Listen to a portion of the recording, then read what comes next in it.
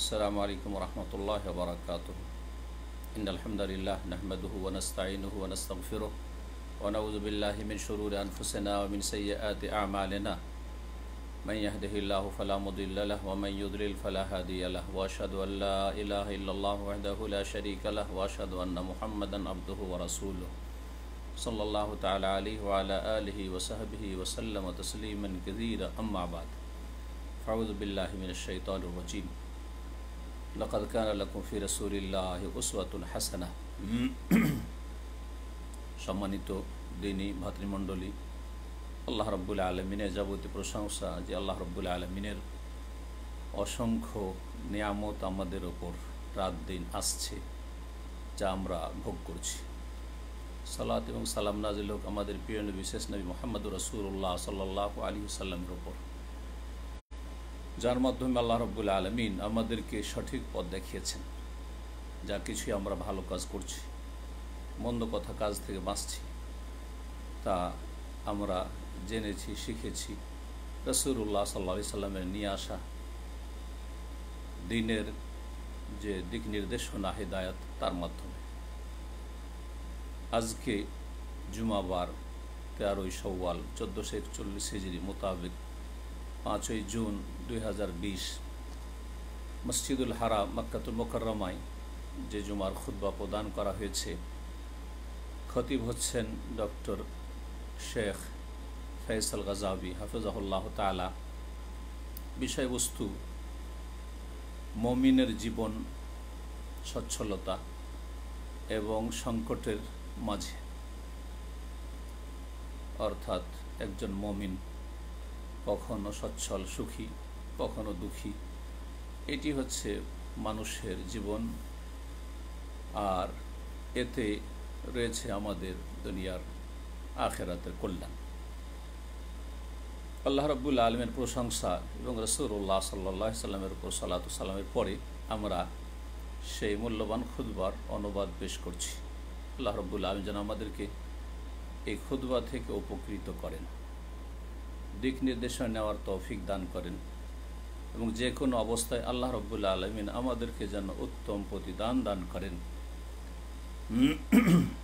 সম্মানিত মুসলিম, পৃথিবীর অবস্থা এবং যা কিছু পৃথিবীতে ঘটছে তা যদি আমরা লক্ষ্য করে দেখি, তাহলে সুস্পষ্ট আমরা উপলব্ধি করতে পারব যে পৃথিবী এবং পৃথিবীর অধিবাসী কখনো সুখে, কখনো দুঃখে, কখনো সম্মানিত, কখনো লাঞ্ছিত, কখনো সুস্থ, কখনো অসুস্থ, কখনো সচ্ছল, কখনো অভাবী, কখনো আনন্দের জীবন যাপন করছে, কখনো শোকের ছায়া নেমে এসছে। এই যে বিভিন্ন রকম পরিবর্তনশীল অবস্থা মানুষের, এটি একজন মানুষের জন্য পরীক্ষা এবং বান্দার জন্য এতে আল্লাহ রাব্বুল আলামিনের পক্ষ থেকে রয়েছে যাচাই এবং বাছাই। আল্লাহ রাব্বুল এর মাধ্যমে কারা এই পরীক্ষায় উত্তীর্ণ সফল এবং কারা ব্যর্থ পরীক্ষা করে থাকেন। মহান আল্লাহ ইরশাদ করছেন, ওয়া নাবলুকুম বিশ-শাররি ওয়াল খাইরি ফিতনা ওয়া ইলাইনা তুরজাউন। আমি তোমাদেরকে মন্দ এবং ভালো দিয়ে পরীক্ষা করে থাকি, আর মনে রাখবে এই পরীক্ষার পরেই তোমাদেরকে আমার দিকে ফিরিয়ে নিয়ে আসা হবে। আল্লাহ সুবহানাহু ওয়া তাআলা আরো ইরশাদ করেছেন, ওয়া বালানাহুম বিল হাসানাত ওয়াস সাইয়্যাতি লাআল্লাহুম ইয়ারজিউন। তাদেরকে ভালো এবং মন্দ দিয়ে আমি পরীক্ষা করি, যাতে করে তারপরে তারা আমার কাছে ফিরে আসে। এক কথায় আল্লাহর কাছে ফিরে যেতে হবে। এবং পৃথিবীতে যে যতদিন থাকেন না কেন, এখানে সবসময় ভালোও থাকবে না, আর সবসময় মন্দও থাকবে না। ভালো মন্দের মাধ্যমে আল্লাহ পরীক্ষা করে থাকেন, দুটো দিয়ে পরীক্ষা হয়ে থাকে। হাসানাত বলতে এখানে মানুষের অভাবমুক্ত হওয়া, সচ্ছলতা, সুখ স্বাচ্ছন্দ্য, সুস্থতা, মান ইজ্জত সম্মান, এবং শত্রুর ওপর বিজয় এবং সাহায্য প্রাপ্তি এসবকে বোঝানো হয়েছে। সাইয়াত মন্দ মানে বিভিন্ন রকমের বালা মুসিবত বিপদ আপদকে বোঝানো হয়েছে, যেমন অসুখ বিসুখ, শত্রুদের বিস্তার লাভ, ভূমিকম্প, ঝড় তুফান, ধ্বংসাত্মক বন্যা ইত্যাদি ইত্যাদি। মহান আল্লাহ ইরশাদ করছেন এই মর্মে, জাহার আল ফাসাদু ফিল বাররি ওয়াল বাহরি বিমা কাসাবাত আইদিন নাস। জলে এবং স্থলে, সাগরে এবং জমিনের ওপর স্থলে বিপর্যয় নেমে এসেছে, বিপর্যয় প্রকাশ পেয়েছে বিমা কাসাবাত আইদিন নাস, মানুষের কৃতকর্মের কারণে। যা কিছু ঘটে থাকে অপ্রীতিকর, তা হচ্ছে মানুষের কর্মফলস্বরূপ। কেন আল্লাহ রাব্বুল আলামিন তা ঘটিয়ে থাকেন? লিউযীকাহুম বাযাল্লাযী আমিলু, যাতে করে তারা যেসব অপরাধ অন্যায় করেছে সেগুলির কিছু অংশের শাস্তির আস্বাদন করা হয়। লাআল্লাহুম ইয়ারজিউন, হতে পারে ফিরে আসবে, এই শাস্তি পেয়ে ধাক্কা খেয়ে তারা ফিরে আসবে।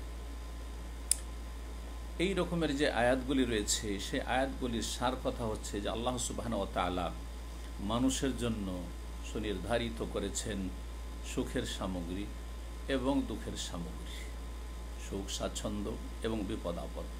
আর যে কোনো রকমের বালা মুসিবত এসে থাকে, যাতে মানুষের জীবনে অশান্তি এসে থাকে, কল্যাণের অভাব দেখা যায়, এই জন্যই যে যাতে করে মানুষ সত্যের দিকে ফিরে আসে এবং দ্রুত সংশোধন করে তওবা করে ফিরে আসে ওই সব অন্যায় অপরাধ থেকে যা আল্লাহ রাব্বুল আলামিন তাদের জন্য হারাম করেছেন, এবং আল্লাহ রাব্বুল আলামিনের সন্তুষ্টির কথা কাজের দিকে ফিরে আসে, এবং আল্লাহ রাব্বুল আলামিন যা কিছু আবশ্যক করেছেন মানব জাতির জন্য তা মেনে চলে। হে আল্লাহর বান্দারা, মহান আল্লাহর হিকমত হচ্ছে যে মানব জীবনে সব সময় একই অবস্থা থাকবে না, এটা অসম্ভব কথা। মহান আল্লাহ ইরশাদ করেছেন এই মর্মে, ইয়াসআলুহু মান ফিস সামাওয়াতি ওয়াল আরদ কুল্লু ইয়াউমিন হুয়া ফি শান, আকাশসমূহ এবং পৃথিবীতে যে কেউ আছে তার কাছে যাচ্ছা করে, আল্লাহ রাব্বুল আলামিনের কাছে চেয়ে থাকে। সেটা কথার দ্বারা হোক, বাকশক্তি দিয়ে, অথবা তাদের অবস্থার দ্বারা হোক, মানুষের যেসব প্রয়োজন রয়েছে আল্লাহ রাব্বুল তা পূর্ণ করে থাকেন।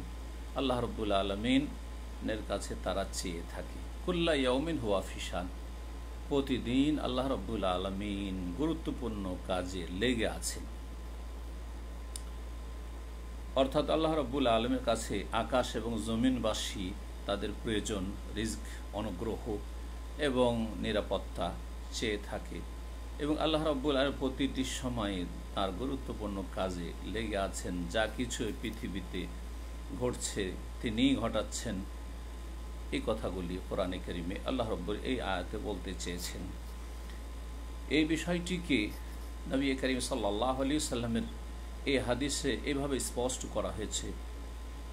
রাসূলুল্লাহ সাল্লাল্লাহু আলাইহি ওয়াসাল্লাম বলছেন, মিন শাআনিহি আন ইয়াগফিরা যামবান, আল্লাহর কাজের অন্তর্ভুক্ত হচ্ছে যে তিনি গুনাহ মাফ করে থাকেন, ওয়া ইউফাররিজু কারবান, বালা মুসিবত দূর করে থাকেন, ওয়া ইয়ারফাউ কওমান, কোন কোন জাতিকে উন্নীত করে থাকেন, ওয়া ইয়াখফিজু আখারিন, আর কাউকে নিচে নামিয়ে থাকেন। ইমাম ইবনে মাজাহ রাহমাতুল্লাহ আলাইহি হাদিসটি বর্ণনা করেছেন।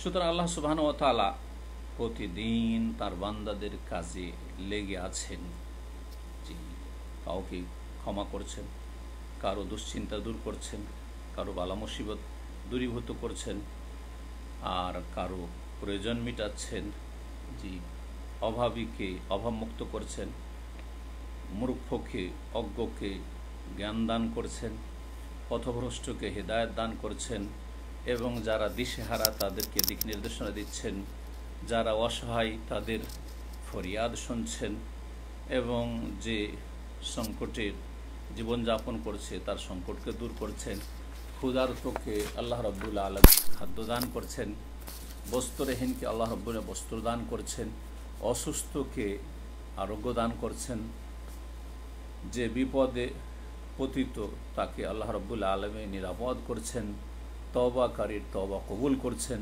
সৎকর্মশীলকে আল্লাহ রাব্বুল আলামিন প্রতিদান দান করছেন, নির্যাতিতকে সাহায্য করছেন, অহংকারীকে চূর্ণ বিচূর্ণ করছেন, মানুষের দোষ ত্রুটিকে আল্লাহ উপেক্ষা করছেন, দোষ ত্রুটিকে ঢেকে রাখছেন এবং ভয়ভীতিকে দূর করছেন, বহু জাতিকে সম্মানিত করছেন আর বহু জাতিকে লাঞ্ছিত অপদস্থ করছেন। আলী রাদিয়াল্লাহু তাআলা আনহু থেকে বর্ণিত হয়েছে, পৃথিবী সম্পর্কে এবং পৃথিবীতে যা কিছু রয়েছে ভোগের সামগ্রী সে সম্পর্কে মানুষ যে প্রতারিত এ সম্পর্কে সতর্ক করতে গিয়ে তিনি বলেছেন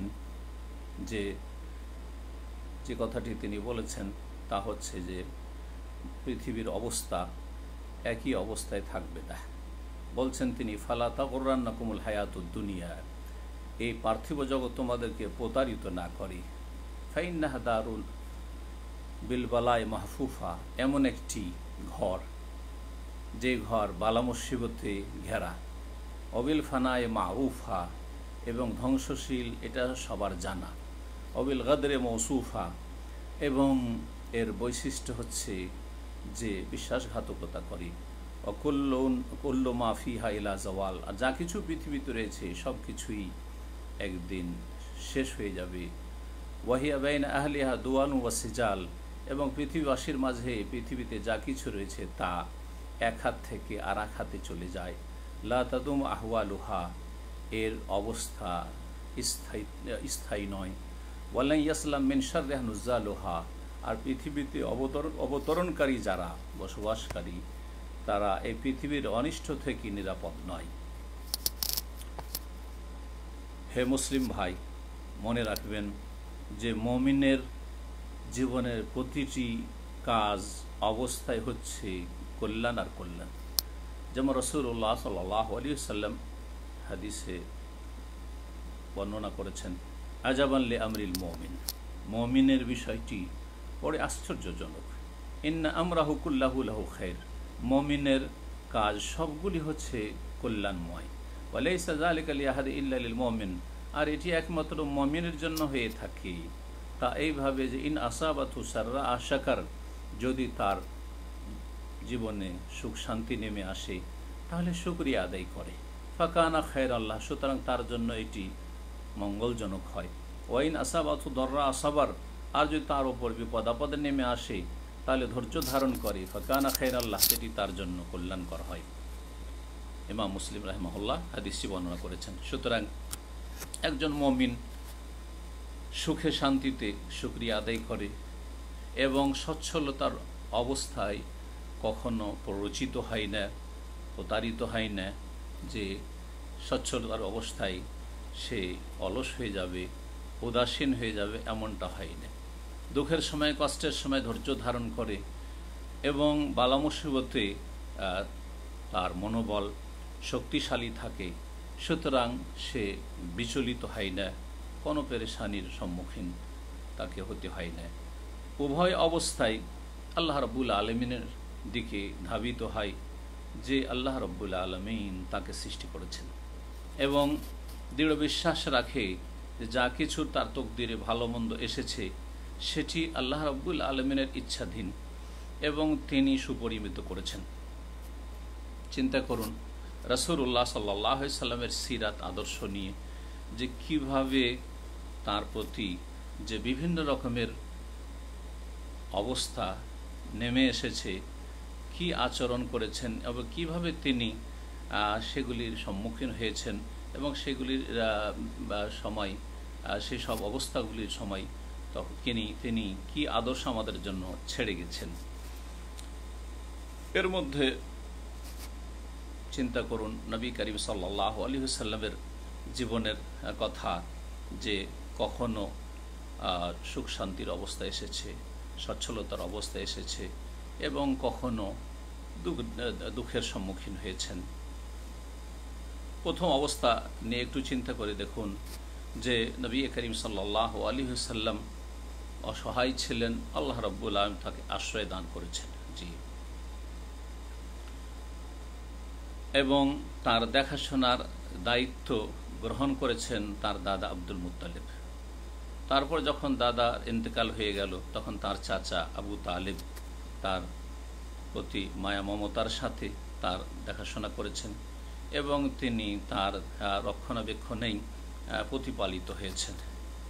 এক সময় এসেছে যেই সময় খাদিজা রাদিয়াল্লাহু তাআলা আনহা তার জীবন দিয়ে এবং তার ধন সম্পদ দিয়ে তার সাথে সাথ দিয়েছেন এবং তার সাথে সমবেদনা জ্ঞাপন করেছেন,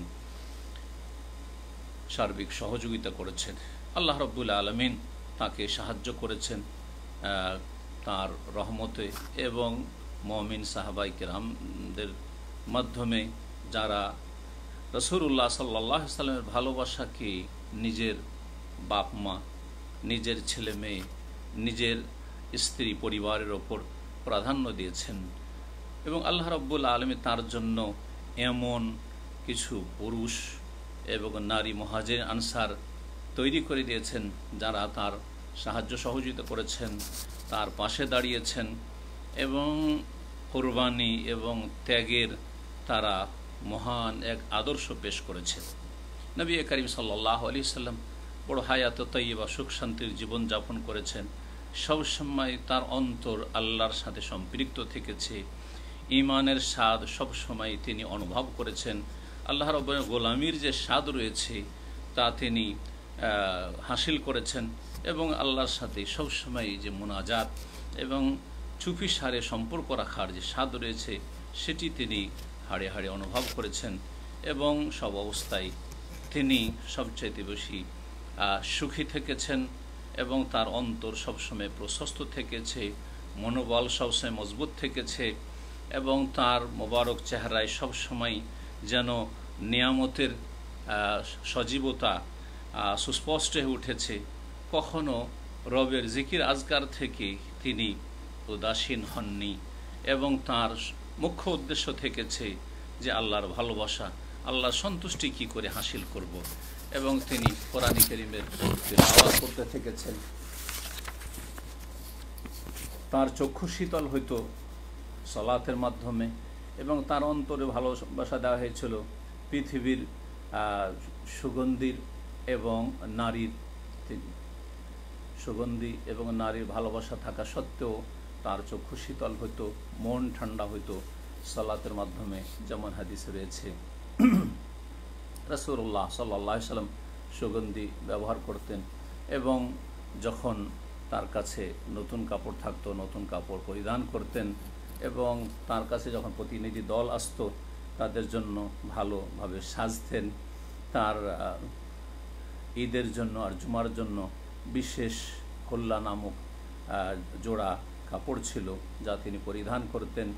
তিনি খাদ্যের মধ্য থেকে তিনি মিষ্টি এবং মধু ভালোবাসতেন। ভালো যেগুলো পাক পবিত্র আল্লাহর নিয়ামত সেগুলিকে তিনি হারাম মনে করতেন না এবং যা কিছু আল্লাহ হালাল করেছেন তা তিনি গ্রহণে কোনো বাধা মনে করতেন না এবং তিনি তার দেশবাসী যা কিছুই খেত হালাল তা তিনি খেতেন, গোশত খেতেন, ফলমূল খেতেন, রুটি খেজুর খেতেন ইত্যাদি। তার জন্য মিষ্টি পানি নিয়ে আসা হয়তো, পানি পান করতেন। তিনি মানুষের কাছ থেকে হাদিয়া উপঢৌকন গ্রহণ করতেন এবং উপঢৌকনের তিনি প্রতিদানও দিতেন এবং মানুষকে সবসময় খুশি রাখতেন এবং মানুষকে সান্ত্বনা দিতেন এবং তার মোবারক অভ্যাস ছিল যে তিনি মুচকি হাসি হাসতেন এবং নিজের পরিবার পরিজনদের সাথে তিনি হাসি রসিকতাও করতেন, কচিকাচাদের সাথে খেলাধুলা করতেন তাদের ভালোবাসায় এবং সাথী সঙ্গীদের সাথে তিনি রসিকতাও করতেন। তবে কখনো সত্য কথা ছাড়া, ভালো কথা ছাড়া মন্দ কথা বলতেন না। তিনি কখনো কখনো বিনোদনের জন্য মাঠে ঘাটে বা দিয়া এলাকায় চলে যেতেন এবং সেখানে গিয়ে যেসব ঝর্ণা দিয়ে পানি প্রবাহিত হচ্ছে উপত্যকায় সেগুলি দেখতেন। এইভাবে তিনি জীবনযাপন করতেন। যখন তাকে কোনো খুশির সংবাদ দেওয়া হইতো তখন খুশি হতেন এবং তার মোবারক চেহারা আলোকিত হয়ে যেত, মনে হতো যে তার মোবারক চেহারা চাঁদের একটি টুকরা। যখন তার কাছে আনন্দদায়ক কোনো সংবাদ আসতো তখন তিনি আল্লাহর সামনে সিজদায় লুটিয়ে পড়তেন। যখন কোনো নিয়ামতের কথা আসতো এবং কোনো বালা মুসিবত দূরীভূত হয়েছে তখন আল্লাহর শুকরানা সেজদা করতেন। আল্লাহ রাব্বুল আলামিন তাকে অনেক মুজিজাত দান করেছেন, জি, অসাধারণ মুজিজাত, অলৌকিকত্ব দান করেছেন, যা তার মাধ্যমে আল্লাহ রাব্বুল আলামিন প্রকাশ করেছেন। এবং তিনি বিভিন্ন যুদ্ধে সাহায্যপ্রাপ্ত হয়েছেন, বিজয় লাভ করেছেন, বিভিন্ন অভিযানে বিজয় লাভ করেছেন এবং তার কাছে বহু সুসংবাদ এসেছে। তার নবী করিম সাল্লাল্লাহু আলাইহি ওয়াসাল্লামের জীবনে তার কাছে শত্রুদের বন্দিও এসেছে, তাদের মধ্য থেকে যাকে ইচ্ছা ছেড়ে দিয়েছেন, যাকে ইচ্ছা করেছেন তার কাছ থেকে মুক্তিপণ নিয়েছেন এবং তার কাছে যাকাত এবং গনিমত ফায়ের যেসব ধন সম্পদ আসত তা তিনি বিতরণ করে দিতেন। জি, এই ছিল রাসূলুল্লাহ সাল্লাল্লাহু আলাইহি ওয়াসাল্লামের জীবনে সুখের দিক। এর বিপরীত কখনো কখনো তার জীবনে সংকটের মুহূর্ত এসেছে, জি, বিপদ আপদ এসেছে, বালা মুসিবত এসেছে, অথচ তিনি মানব জাতির সবচেয়ে শ্রেষ্ঠ মানুষ, এ উম্মতের সবচাইতে পূর্ণ ব্যক্তি এবং আল্লাহর কাছে সবচাইতে উঁচু মর্যাদার অধিকারী। তারপরেও তার ওপর বহু বিপদ আপদ বালা মুসিবতের পাহাড় নেমে এসেছে। তাকে আল্লাহ রাব্বুল আলামিন ইয়েতিম করার মাধ্যমে পরীক্ষা করেছেন বাল্য জীবনে, তার আপনজনকে হারিয়েছেন তিনি, জি, এবং তার কাছের লোকেরা তার সাথে শত্রুতা করেছে, দুর্ব্যবহার করেছে, তার স্বজাতি তার বিরুদ্ধে অস্ত্র ধারণ করেছে এবং তাকে ভালো কাজে বাধা দিয়েছে এবং তার ওপর জুলম অত্যাচার করেছে, তার সাথী সঙ্গীদের সাহাবায়ে কেরামদের ওপর জুলম অত্যাচার করেছে এবং তাকে নির্বাসিত হতে বাধ্য করেছে। মক্কা থেকে ধন সম্পদ ছেড়ে দিয়ে সেখান থেকে বিদায় নিয়েছেন মক্কাতুল মুকাররমা থেকে এবং বহু রকমের কষ্টের তিনি সম্মুখীন হয়েছেন। তাকে তারা গালমন্দ করেছে, তাকে নিয়ে উপহাস করেছে এবং তার ওপর মিথ্যা অপবাদ দিয়েছে এবং তাকে কেউ পাগল বলেছে, কেউ জাদুকর বলেছে, কেউ গণক বলেছে, কেউ মিথ্যুক বলেছে এবং তাকে হত্যা করার জন্য ষড়যন্ত্র পর্যন্ত করেছে। তার মাথা মোবারককে আহত করেছে, তার পিঠের ওপর কাঁধের ওপর উটের ভুঁড়ি চাপিয়েছে, তাকে পাথর দিয়ে আঘাত করেছে, তার রক্তকে তার আঙ্গুলকে রক্তিত করেছে, তার দাঁত মোবারককে শহীদ করেছে এবং তিনি চাটাইয়ের ওপর ঘুমিয়েছেন। তাকে শেবে আবি তালেবে অবরোধ করা হয়েছে এবং মক্কায় প্রবেশ করতে হুদাইবিয়ার সময় বাধা দেওয়া হয়েছে। বড়ই কষ্টের জীবনযাপন করেছেন, ক্ষুধার্ত থেকেছেন, পেটে পাথর বেঁধে রেখেছেন এবং তিনি এবং তার পরিবার সারা দিন অনাহারে থেকেছেন। বহু সময়, জি, রাত্রে কোনো খাবার পাননি, কয়েক মাস পার হয়ে গেছে, বাড়িতে চুলহা জ্বালাবার ব্যবস্থা হয়নি, বাড়িতে কোনো খাবার থাকতো না খেজুর ছাড়া। জি, দিনের পর দিন চলে গেছে, ক্ষুধার তাড়নায় বড়ই ছটপট করতে থেকেছেন। একেবারে নিম্নমানের খেজুর কখনো কখনো পেয়েছেন, যা দিয়ে কোনো রকমের ক্ষুধা মিটিয়েছেন। এমনও হয়েছে, এমনও খেজুর তার সামনে এসেছে যেই খেজুর ছাড়া আর কোনো খেজুর নেই, যেই খেজুরের ভিতরে আপনার পোকা হয়ে গেছে সেটা বের করে ফেলে দিয়েও খেয়েছেন। কখনো কখনো তিনি ঋণগ্রস্ত হয়েছেন। রাসূলুল্লাহ সাল্লাল্লাহু আলাইহি সাল্লামের ইন্তেকালের সময় তার যে বর্ম ছিল সেটিকে ইহুদীদের কাছে রাখা ছিল ঋণের বিনিময়ে বন্ধক। অসুস্থ হতেন তিনি এবং তার ব্যাধি প্রচণ্ড আকার ধারণ করত, প্রচণ্ড জ্বর তাকে হইত। রাসূলুল্লাহ সাল্লাল্লাহু আলাইহি সাল্লাম মৃত্যুর যন্ত্রণা ভোগ করেছেন। দুইবার করে তার জীবনে ওহী বন্ধ হয়ে গেছে, যাতে বড়ই তিনি কষ্ট পেয়েছেন, চিন্তিত হয়েছেন, ব্যথিত হয়েছেন। নিজ পরিবারের ক্ষেত্রে তিনি অনেক সমস্যার সম্মুখীন হয়েছেন। এ সমস্ত অবস্থায় তিনি ধৈর্য ধারণ করেছেন, নেকির আশা রেখেছেন, কখনো বিচলিত হননি, কখনো দুর্বল হয়ে যাননি। রাসূলুল্লাহ সাল্লাল্লাহু আলাইহি সাল্লামের উত্তম আদর্শ হচ্ছে তিনি নিজের ব্যক্তি জীবনের ক্ষেত্রে কোনো প্রতিশোধ নেননি, সবসময় ক্ষমা করেছেন, উপেক্ষা করেছেন, মানুষের মায়া দয়া করেছেন এবং জাতির জন্য হেদায়েত এবং ক্ষমার দোয়া করতে থেকেছেন। অথচ তারা কষ্ট দিতে এবং তার সাথে কুফরি করতে কোনো রকমের ত্রুটি রাখেনি। রাসূলুল্লাহ সাল্লাল্লাহু আলাইহি ওয়াসাল্লাম দোয়া করেছেন, আল্লাহুম্মা হাদি কওমি ফাইন্নাহুম লা ইয়ালামুন, আল্লাহ আমার জাতিকে তুমি হেদায়েত করো, তারা বুঝে না। সব সময় রবের সাথে তার সম্পর্ক মজবুত থেকেছে, কঠিন থেকে কঠিন অবস্থায় আল্লাহ রাব্বুল আলামিনের রহমত থেকে নিরাশ হননি এবং আল্লাহ রাব্বুল সবসময় রহমতের আশাবাদী থেকেছেন এবং তার সাথে সাথে যত বালা মুসিবত নেমে এসেছে আল্লাহ রাব্বুল তার মাধ্যমে তাকে যে পরীক্ষা করেছেন সেই পরীক্ষার মোকাবেলা করেছেন ধৈর্যের সাথে এবং ইন্না লিল্লাহি বলার সাথে এবং নেকির আশা রেখে। কখনো তিনি অসন্তুষ্টি প্রকাশ করেননি, কখনো তিনি পেরেশানি প্রকাশ করেননি এবং সবসময় তিনি ভালো আশা রেখেছেন রবের কাছে। রাসূলুল্লাহ সাল্লাল্লাহু আলাইহি সাল্লাম সাথী সঙ্গীদেরকে সুসংবাদ দিয়েছেন, সব বিষয়কে সহজ করার চেষ্টা করেছেন, তার সাথে সাথে সর্বদাই রবের কাছে দোয়া করতে থেকেছেন, সাহায্য কামনা করতে থেকেছেন। যে কোনো বিপরীত অবস্থায় তিনি রবের কাছে মোনাজাত করতে থেকেছেন, বালা মুসিবতে আল্লাহর কাছে দোয়া করতে থেকেছেন এবং নিজের জীবনের সমস্ত কাজকর্মকে আল্লাহর ওপর সঁপে দিয়েছেন এবং ইয়াকিনের সাথে দোয়া করতে থেকেছেন যে আল্লাহ রাব্বুল আলামিনের কাছে যা কিছু রয়েছে তাতে রয়েছে কল্যাণ। তার জীবনের প্রতিটি কথা কাজে ফুটে উঠেছে আল্লাহর উপর সন্তুষ্টি এবং আল্লাহ রাব্বুল আলামিনের উপর আস্থা ভরসা। এই মর্মে তার থেকে যেসব বাণীগুলি বর্ণিত হয়েছে তার কয়েকটি এখানে পেশ করা হচ্ছে। বলতেন রাসূলুল্লাহ সাল্লাল্লাহু আলাইহি ওয়াসাল্লাম বালা মুসিবতের সময় আসা আইয়াকুনা ফিল আমরি খাইর, হতে পারে যে এতেই কল্যাণ রয়েছে। আরও বলতেন ইন্নাহু রব্বি ওয়ালা ইউদাইয়ানি, তিনি আল্লাহ আমার রব, আমাকে কখনো অসহায় ছেড়ে দেবেন না। আরও বলতেন রাসূলুল্লাহ সাল্লাল্লাহু আলাইহি ওয়াসাল্লাম আল্লাহুম্মা ইন্নাল আইশা আইশুল আখির, হে আল্লাহ আসল জীবন তো হচ্ছে পরকালের জীবন, দুনিয়ার জীবন কোনো জীবন না, সুতরাং কোনো পেরেশানি নেই। এবং তিনি কোনো প্রিয় বস্তু দেখতে পেলে আল্লাহর প্রশংসা করতেন আর বলতেন আলহামদুলিল্লাহিল্লাযী বিনি'মাতিহি তাতিম্মুস সালিহাত, সুখের অবস্থায় এই দোয়া বা এই প্রশংসা পেশ করতেন।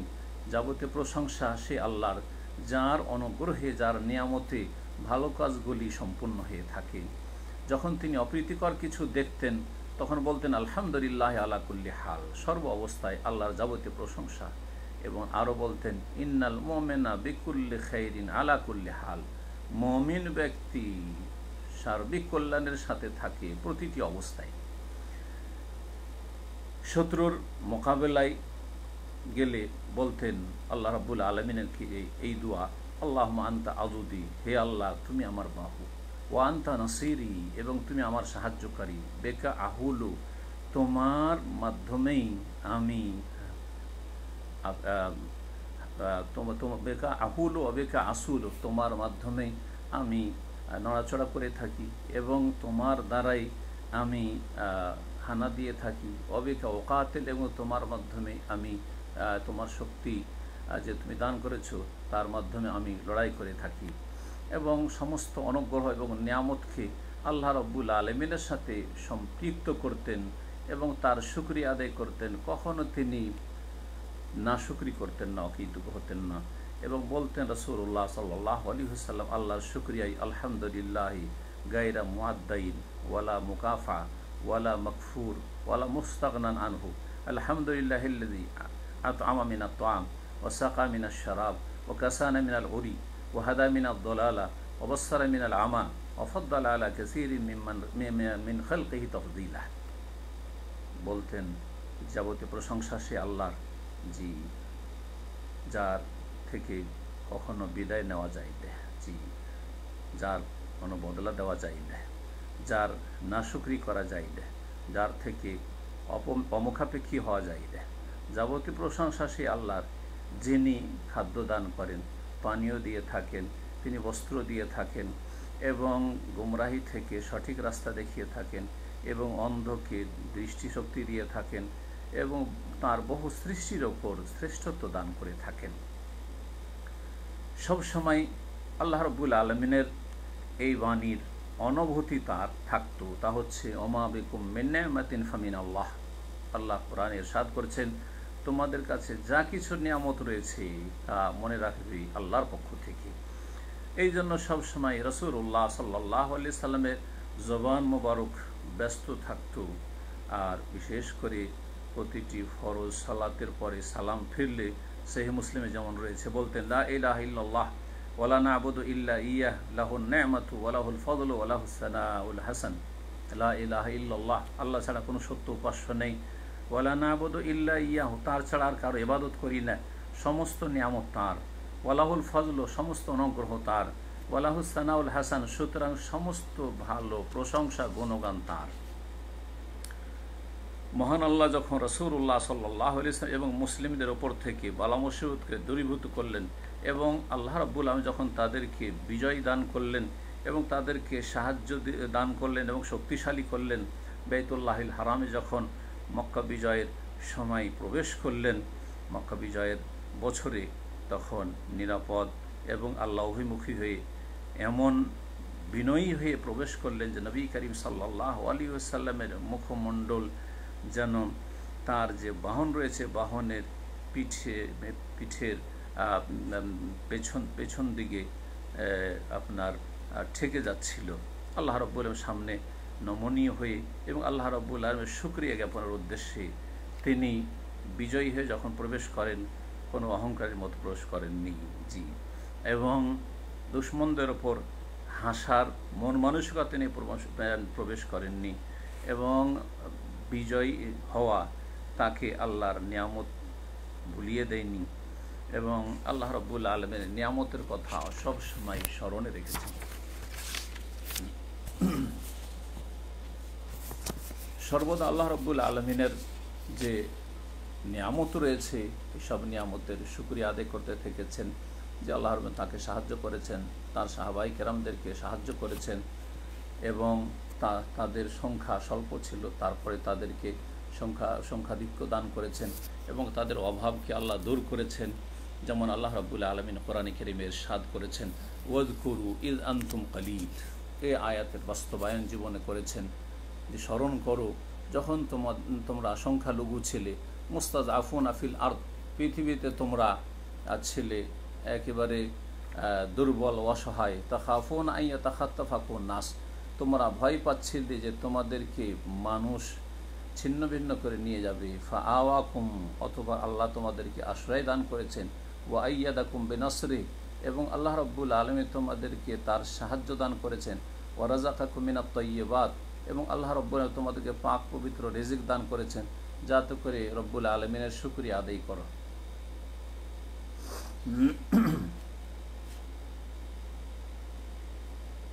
এর বিপরীত মুশরিকদের অবস্থা যদি দেখেন, যারা রাসূলুল্লাহ সাল্লাল্লাহু আলাইহি সাল্লামকে মিথ্যা প্রতিপন্ন করেছিল, যারা তার সাথে শত্রুতা করেছিল এবং আল্লাহ রাব্বুল আলামিনের নিদর্শনাবলী থেকে যারা শিক্ষা নেয়নি, তাদের অবস্থা সম্পর্কে আল্লাহ সুবহানাহু ওয়া তাআলা ইরশাদ করেছেন, ওয়ালাউ রাহিমনাহুম ওয়া কাশাফনা মা বিহিম মিন দুররিন লালাজ্জু ফি তুগয়ানিহিম ইয়ামাহুন।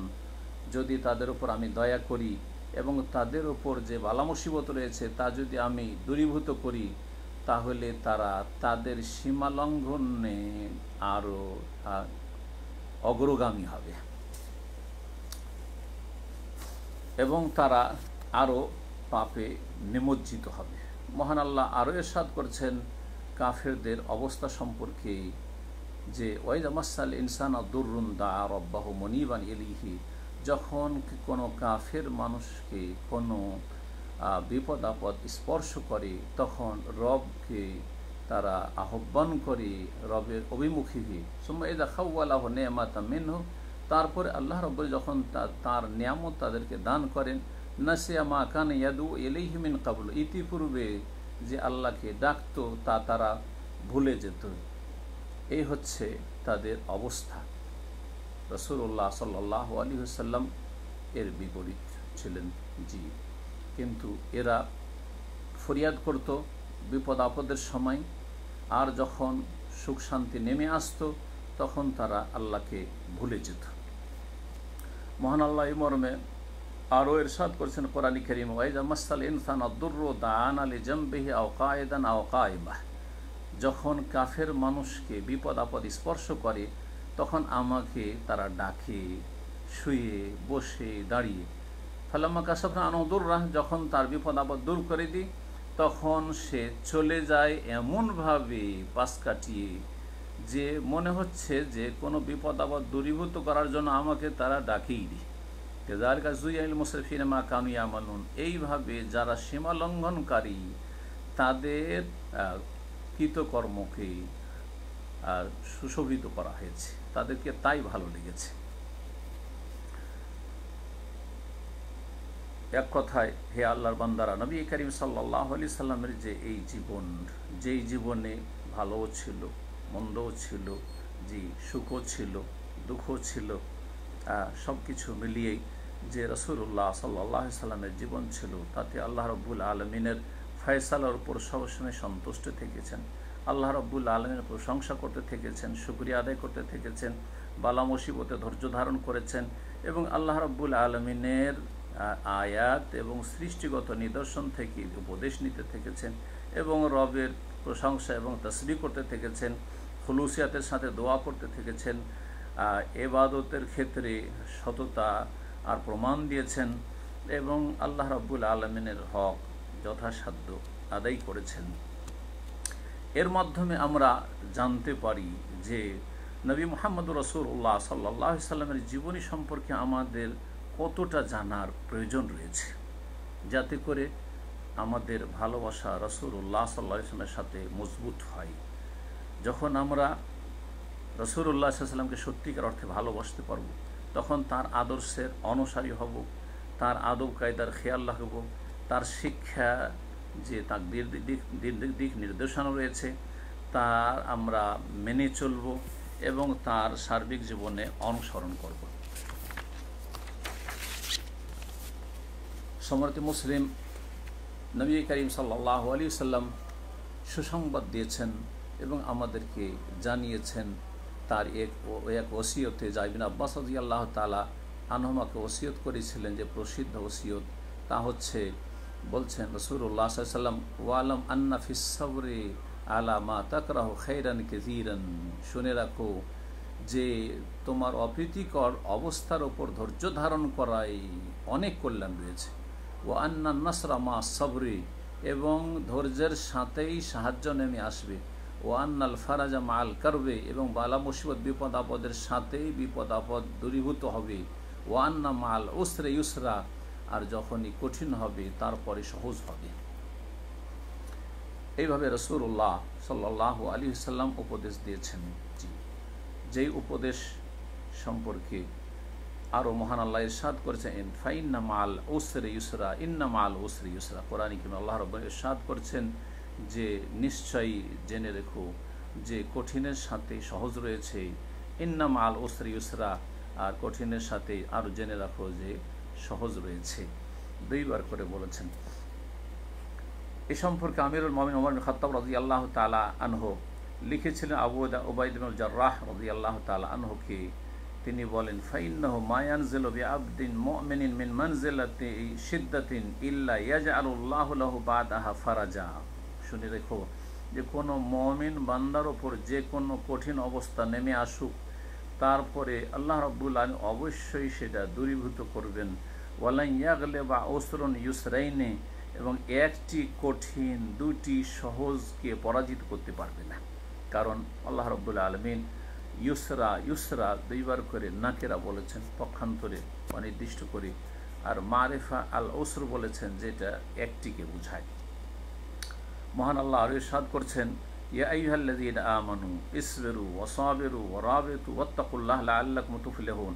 হে ঈমানদারগণ, তোমরা ধৈর্য ধারণ করো, একে অপরকে ধৈর্যের শিক্ষা দাও, ওয়া রাবিতু, এবং তোমরা অটল হয়ে যাও, ওয়াত্তাকুল্লাহ, এবং আল্লাহকে ভয় করো, যাতে করে তোমরা সফলতা লাভ করো। ইমাম ইবনে হাজার রাহমাতুল্লাহ এই সম্পর্কে বলছেন, অমিন লাতাইফ আসরার ইখতিরানিল ফারাজি বিল কারব, বালা মুসিবতের সাথে যে বালা মুসিবত দূরীভূত হয়ে থাকে এর রহস্য হচ্ছে, এবং যখনই মুশকিল হয় তখনই যে আসান হয়ে থাকে এর রহস্য হচ্ছে যে আন্নাল কারবা ইজাস্তাদ্দা ওয়া আদম, যখন বালা মুসিবত কঠিন হয়ে যায় এবং বড় আকার ধারণ করে এবং সীমা ছাড়িয়ে যায়, তখন বান্দা কোনো সৃষ্টির কাছ থেকে সেটা দূরীভূত করার ক্ষেত্রে নিরাশ হয়ে যায় যে কোনো মানুষ আমার এই বালা মুসিবত দূর করতে পারবে না। তখন মানুষের প্রকৃতি হচ্ছে যে তার অন্তর আল্লাহর সাথে সম্পৃক্ত হয় একমাত্র, আর এটি হচ্ছে সত্যিকার অর্থে আল্লাহর প্রতি আস্থা ভরসা করা। হাযা হুয়া হাকিকাতুত তাওয়াক্কুল আলাল্লাহ, এটি হচ্ছে আল্লাহর প্রতি সত্যিকার অর্থে আস্থা ভরসা। আর যার মাধ্যমে আল্লাহ রাব্বুল আলামিনের কাছ থেকে প্রয়োজন চাওয়া হয়, এবং প্রয়োজন চাওয়ার ক্ষেত্রে গুরুত্বপূর্ণ একটি মাধ্যম এটি। কারণ মহান আল্লাহ বলেছেন যে যে তার উপরে ভরসা করবে তার জন্য আল্লাহ যথেষ্ট। ইরশাদ করছেন ওমান ইয়াতাওয়াক্কাল আলাল্লাহি ফাহুয়া হাসবুহ, যে ব্যক্তি আল্লাহর ভরসা করবে আল্লাহ তার জন্য যথেষ্ট হবে। সুতরাং হে মুসলিম, বালা মুসিবতের সময়, বিপদ আপদের সময় একজন মানুষকে সবসময় আল্লাহর দিকে ধাবিত হইতে হবে, এবং আল্লাহর দিকে ধাবিত হলেই মুশকিল সহজ হয়ে যাবে এবং সংকট দূরীভূত হবে এবং ব্যথা বেদনা এবং কষ্ট দূর হবে, বালা মুসিবত থেকে নিস্তার লাভ হবে। আল্লাহ রাব্বুল আলামিন যদি সবসময় সংকট রাখতেন, বালা মুসিবত রাখতেন, আর তার কোনো রকমের যদি সেখান থেকে মুক্তির কোনো রাস্তা না রাখতেন, তাহলে পৃথিবী অচল হয়ে যেত এবং পৃথিবীতে মানুষ জীবনযাপন করতে পারত না, এবং কোনো মানুষ শান্তিতে পৃথিবীতে বসবাস করতে পারত না।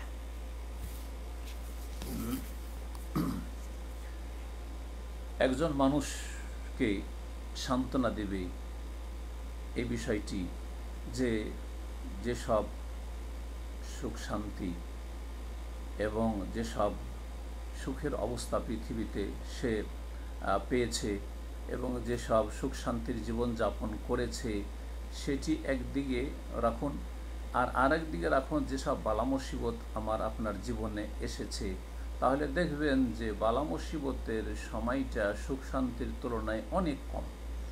বালা মুসিবতের পরিমাণ, বিপদ আপদের পরিমাণ বা সময় সেটা সুখ শান্তির তুলনায় অনেক কম। এই মর্মে আব্দুল ওয়ারিস বিন সাঈদের একটি ঘটনা রয়েছে। তিনি একজন লোক যে অসুস্থ ছিল তাকে দেখার জন্য প্রবেশ করলেন তার বাড়িতে, এবং তাকে গিয়ে বললেন যে কাইফা আনতা, তুমি কি অবস্থায় আছো? সে বলল মা নিমত মুনজু আরবাইনা লাইলা, 40 দিন থেকে আমার ঘুম হয়নি, 40 রাত আমার ঘুম হয়নি। ফাকালা, তখন তিনি বললেন ইয়া হাজা, হে লোক শোনো, আহসাইতা ইয়ামাল বালা ফাহাল আহসাইতা ইয়ামার রাখা, তুমি তো বালা মুসিবত দিনগুলি ভালো করেই গণনা করে রেখেছো, 40 দিন থেকে তোমার নিদ্রা নেই, কিন্তু যে সুখের দিনগুলি তোমার জীবনে ছিল অতীতে সেগুলি কি গণনা করে রেখেছো যে কতদিন তুমি আরামে ঘুমিয়েছো? হে আল্লাহর বান্দারা, আমাদের সামনে অনেক সংবাদ এসেছে এবং অনেক ঘটনায় আমরা প্রত্যক্ষ করেছি যা দ্বারা সুস্পষ্ট হয়ে উঠেছে যে আল্লাহ তার মুমিন বান্দাদের সাথে যে আশ্চর্যজনক তিনি আচরণ করে থাকেন এবং তাদের ওপর অনুগ্রহ করে থাকেন এবং তাদের ওপর তার রহমত নেমে আসে, এই বিষয়গুলি বড়ই আশ্চর্যজনক। আল্লাহ রাব্বুল আলামিন এমন কখনো করেন না যে তার বন্ধুদেরকে, আউলিয়াদেরকে, মুমিনদেরকে আল্লাহ অসহায় ছেড়ে দেবেন এবং তাদেরকে আল্লাহ ধ্বংস করে দেবেন এবং তাদের থেকে তিনি সম্পর্ক ছিন্ন করবেন, অথচ তারা আল্লাহ অভিমুখী এবং আল্লাহর কাছে তারা ফরিয়াদ করে থাকে, আল্লাহর কাছে সাহায্য কামনা করে থাকে বালা মুসিবতের সময়। এটা কখনো করবেন না। এর অনেক উদাহরণ রয়েছে। সবচেয়ে প্রসিদ্ধ উদাহরণ যা আল্লাহ রাব্বুল আলামিন স্বয়ং বর্ণনা করেছেন ইউনুস আলাইহিস সালাম সম্পর্কে। আমরা সেই সংবাদের দিকে যাই যা কোরআনে কারীম আল্লাহ দিয়েছেন। আল্লাহ রাব্বুল যখন তাকে পরীক্ষা করলেন, মাছের পেটে পাঠিয়ে দিয়ে মাছ তাকে লোকমা বানিয়ে দিল এবং এমন বালা মুসিবতে বিপদ আপদে পড়লেন, এমন দুশ্চিন্তায় পড়লেন যে কথা কোরআনে কারীম আল্লাহ রাব্বুল বর্ণনা করেছেন এইভাবে, ফালাউলা আন্নাহু কান মিনাল মুসাব্বিহিন লা লাবিসা ফি বাতনিহি ইলা ইয়াউমি ইউবআসুন। আল্লাহ রাব্বুল ইরশাদ করেছেন যে ইউনুস আলাইহিস সালাম যদি তাসবিহকারী না হইত,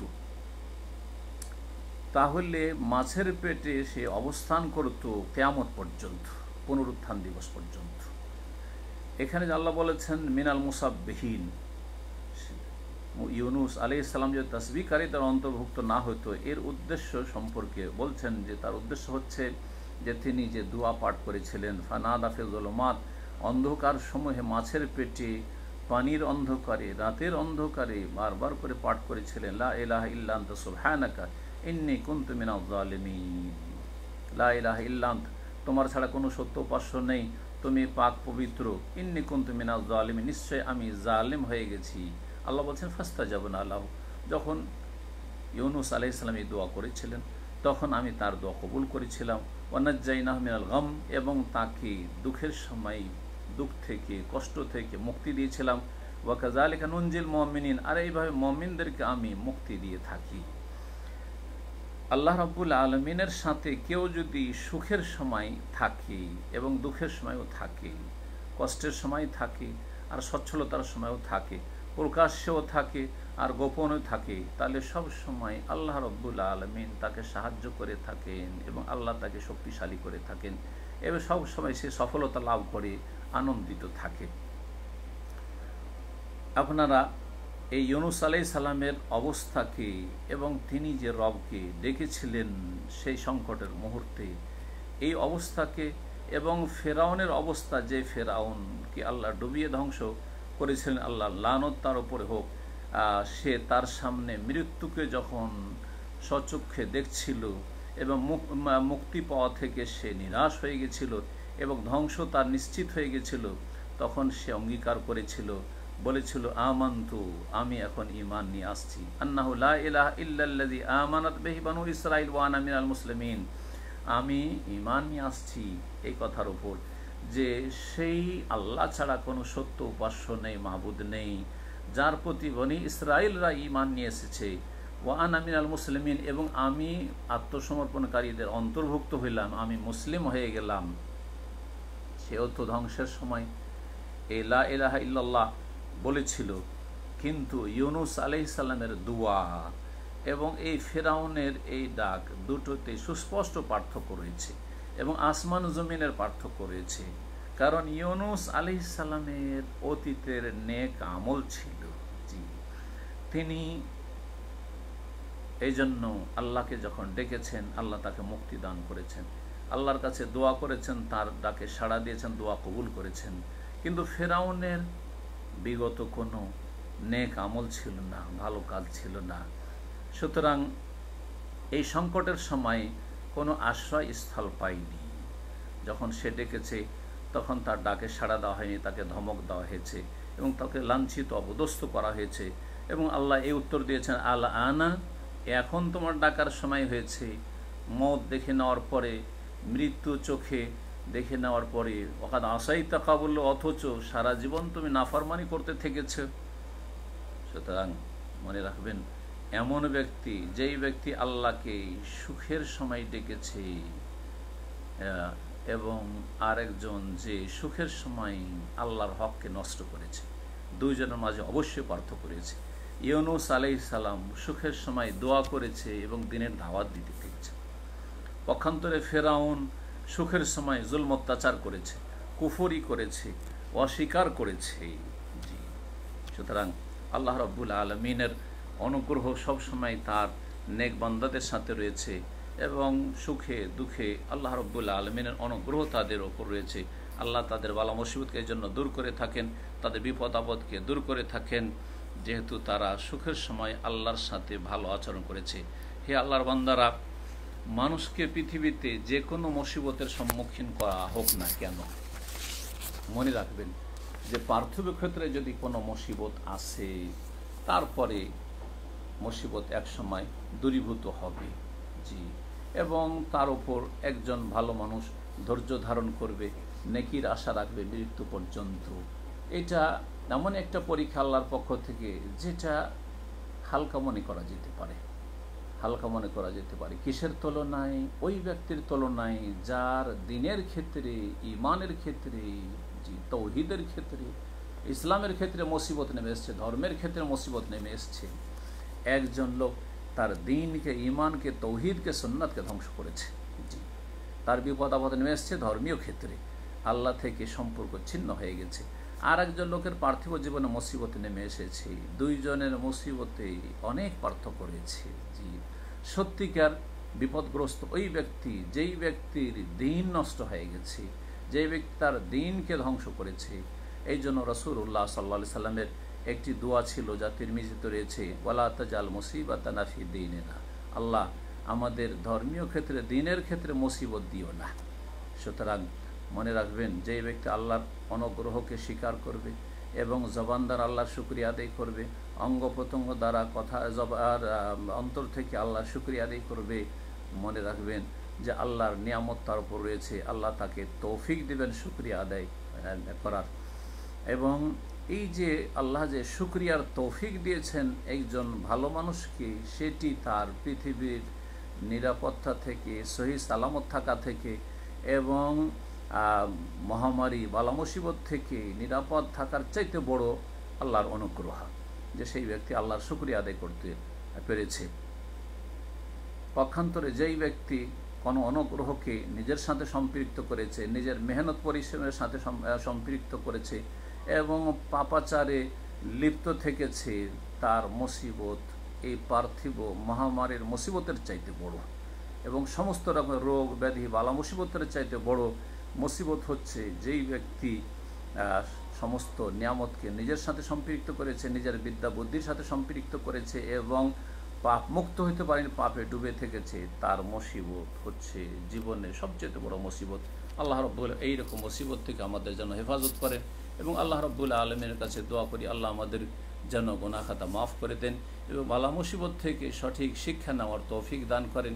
সুখের সময় আল্লাহকে ডাকার তৌফিক দান করেন, দুঃখের সময় আল্লাহ ডাকার তৌফিক দান করেন এবং আল্লাহ রাব্বুল আলামিন যেন এমন আমাদের বিপদ আপদ না দেন বা এমনভাবে পরীক্ষা না করেন যাতে আমরা ব্যর্থ হয়ে যায়, পাশ না করতে পারি। আল্লাহ সবসময় আমাদেরকে যেন দুনিয়া আখিরাতের সমস্ত কথা কাজে সফলতা দান করেন। সুবহান রাব্বিকা রাব্বিল ইজ্জাতি আম্মা ইয়াসিফুন ওয়া সালামুল মুরসালিন ওয়াল হামদুলিল্লাহি রাব্বিল আলামিন।